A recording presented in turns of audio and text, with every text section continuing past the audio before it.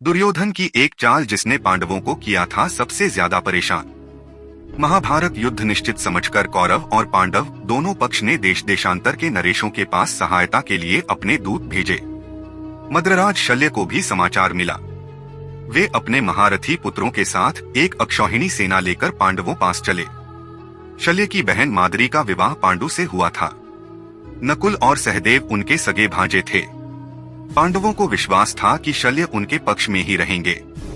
शल्य की विशाल सेना दो दो कोस पर पड़ाव डालती चल रही थी। दुर्योधन को समाचार पहले ही मिल गया था। उसने मार्ग में जहां जहां सेना के पड़ाव के उपयुक्त स्थानों पर कारीगर भेजकर सभाभवन एवं निवास स्थान बनवा दिए। हर पड़ाव पर बेहतर भोजनादि की व्यवस्था करवा दी गई थी। मद्रराज शल्य और उनकी सेना का मार्ग में सभी पड़ावों पर भरपूर स्वागत हुआ। शल्य यही समझते थे कि यह सब व्यवस्था युधिष्ठिर ने की है। हस्तिनापुर के पास पहुंचने पर विश्राम स्थलों उसे देखकर शल्य ने पूछा, युधिष्ठिर के किन कर्मचारियों ने यह व्यवस्था की है? उन्हें ले आओ, मैं उन्हें पुरस्कार देना चाहता हूँ। दुर्योधन स्वयं छिपा हुआ वहाँ मौजूद था।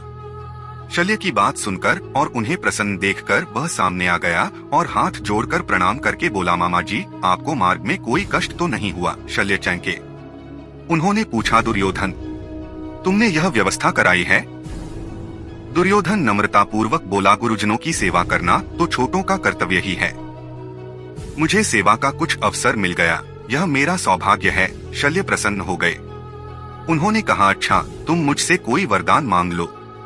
दुर्योधन ने मांगा, आप सेना के साथ युद्ध में मेरा साथ दें और मेरी सेना का संचालन करें। शल्य को स्वीकार करना पड़ा यह प्रस्ताव।